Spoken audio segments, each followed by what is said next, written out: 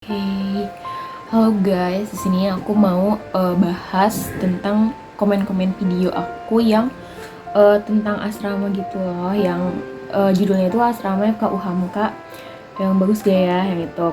Nah, di sini kan banyak yang komen nih, terus banyak juga yang DM ke aku. Nah, untuk kalian, jadi buat yang komen itu sebenarnya aku tuh kan fakultas kedokteran kan. Nah, di fakultas kedokteran itu ada dua jurusan, ada yang pendidikan dokter sama ada yang TKV, tapi aku masuknya ke pendidikan dokter. Nah, kalau yang aku tahu jadi cuma pendidikan dokter doang. Nah, pendidikan dokternya itu yang udah aku jelasin di videonya itu waktu aku itu dia wajib 1 tahun, terus dia juga jadi wajib 1 tahun nih buat pendidikan dokter, tapi aku nggak tahu buat TKV soalnya waktu aku dia asramanya itu cuma pendidikan dokter, yang TKV itu dia nggak masuk asrama. Nah terus kalau yang sekarang nggak tahu, aku kurang tahu. Terus untuk kan ada yang nanya nih kayak bahasa Inggris asramanya bayar per bulan berapa ya kak? Maksud bahasa Inggris apa ya? Maksud tuh di asrama itu ya bebas mau bahasa Indonesia, mau bahasa apa terserah kalian sama teman kalian. Nggak diwajibin kayak bahasa Arab, nggak diwajibin bahasa Inggris gitu, nggak. Itu bebas bahasa kalian. Mungkin mau saling bahasa Arab boleh. Terus buat yang masuk TKV ya selamat, buat yang masuk pendidikan dokter juga selamat. Nah untuk yang TKV itu untuk waktu itu aku taunya waktu cutting itu dia gak tahu karena muridnya sedikit atau karena apa dia gabung nih sama yang pendidikan dokter satu asrama gitu. Nah tapi karena COVID jadi dipulangin semua gitu, yang pas masih baru-baru dah itu 2019. Nah itu terus kalau asrama Uhamka itu kan Uhamka tuh kan banyak luas. Nah kalau yang aku tahu, ya cuma yang FK Uhamka ini ya. Yang FK Uhamka itu dia depan FK kampus, jadi kalian tinggal lihat aja di Google Maps, tinggal cari Universitas Profesor Dr. Hamka Fakultas Kedokteran, dan nanti muncul tuh lokasinya.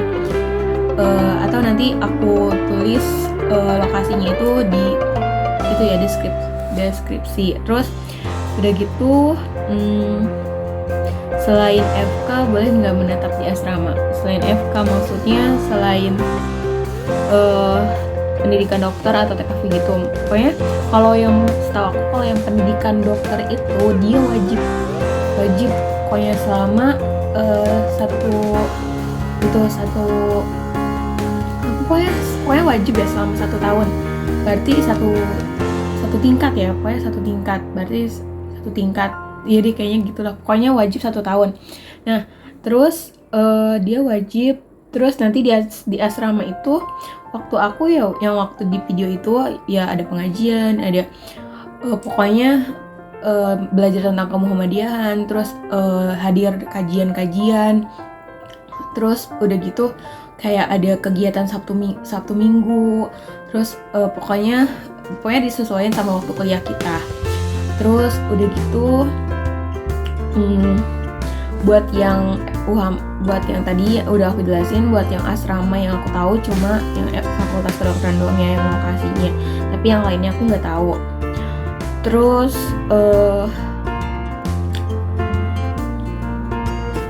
sekali lagi aku tegasin kalau di asrama fakultas kedokteran ini dia nggak bayar, nggak dipungut biaya sama sekali.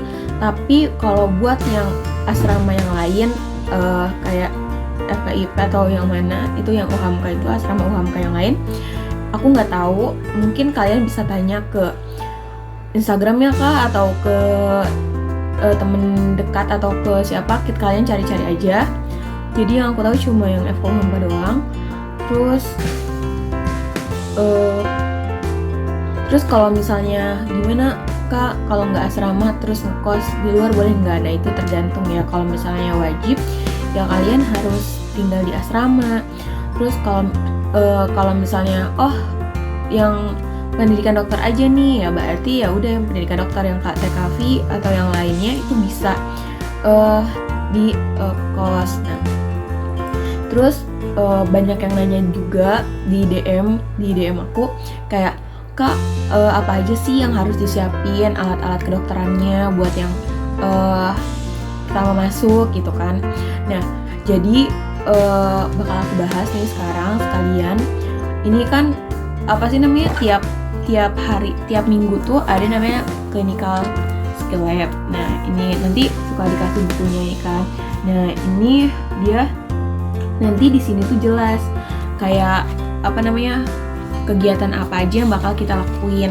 Misalnya minggu ini kita ini apa namanya, pemasangan NGT. Nah, terus misalnya ini kan ada pemasangan NGT. Nah, nanti di sini kita lihat pemasangan NGT tuh apa aja sih yang dibutuhin. Ini kan aku bahasnya semester 5 ya. Jadi aku kalau misalnya mau beli alat-alat kedokteran, aku lihat dulu di sini alat-alat apa yang dibutuhin. Nah, terus kan kalau yang waktu semester 1 tuh banyaknya itu kita menggunain itu stetoskop, terus ada reflex hammers juga atau valve reflex yang kayak gini nih. Terus stetoskop ini aku beli waktu semester 1 gitu, karena CSL-nya tuh banyak banget pemeriksaan yang menggunakan stetoskop. Kenapa aku beli? Karena buat latihan di asrama kan, waktu itu masih asrama kan. Nah, aku buat latihan di asrama sama teman gitu. Terus aku beli ini. Pokoknya kalau yang dibutuhin, yang sekiranya kita perlu ya kita beli aja. Nah, sebenarnya disediain juga sih di kampus. Pokoknya lengkap juga di kampus, ada refleksnya, disediain handscoon, disediain semuanya udah lengkap. Tapi ini kita beli cuma karena buat bisa latihan.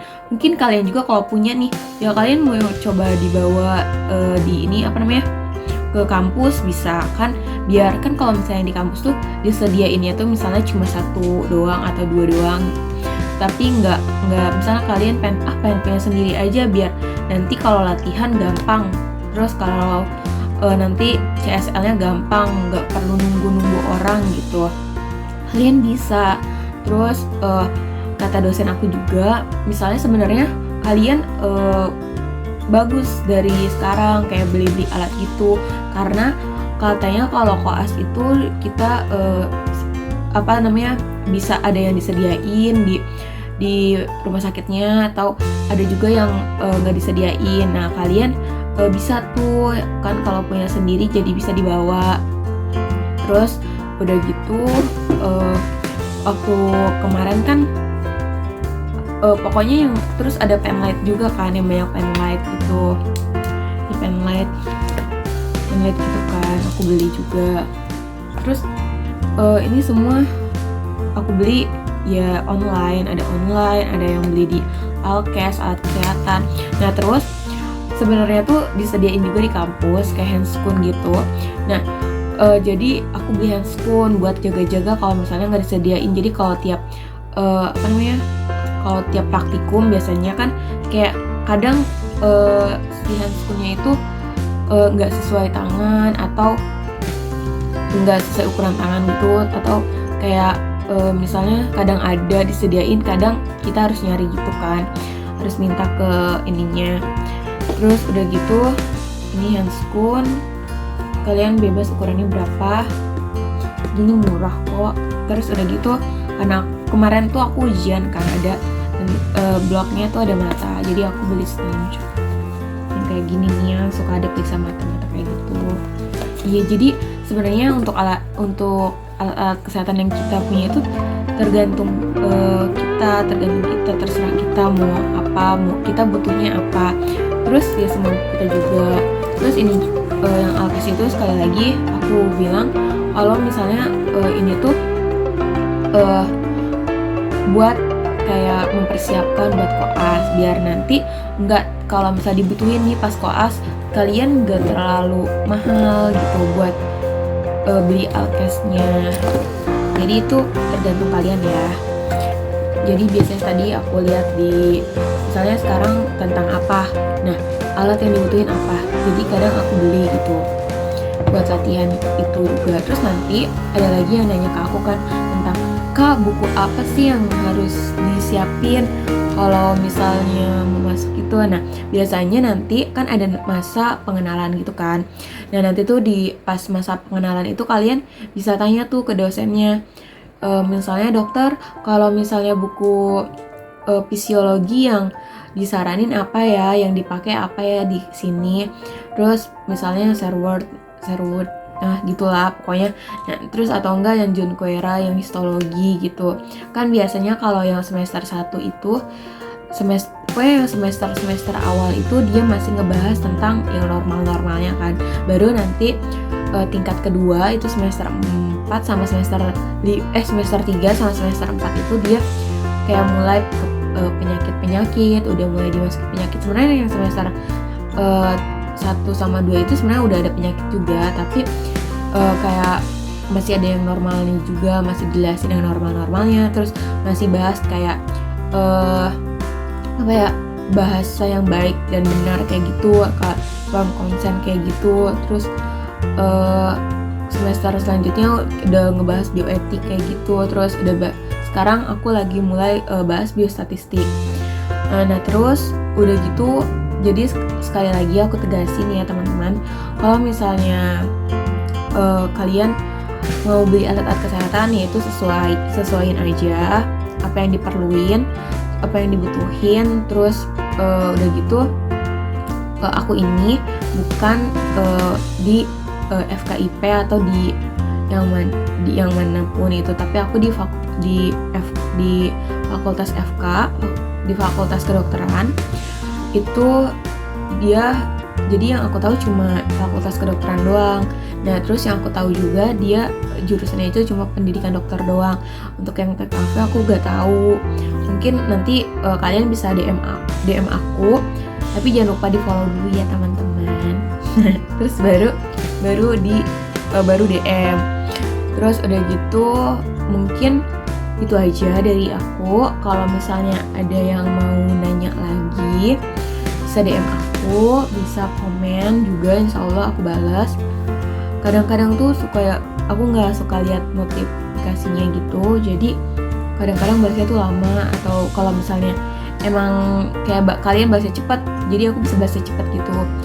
Terus mungkin itu aja dari aku. Jangan lupa kalian like, subscribe, dan komen kalau mau tanya-tanya ya. Terus sebelumnya terima kasih. Dadah.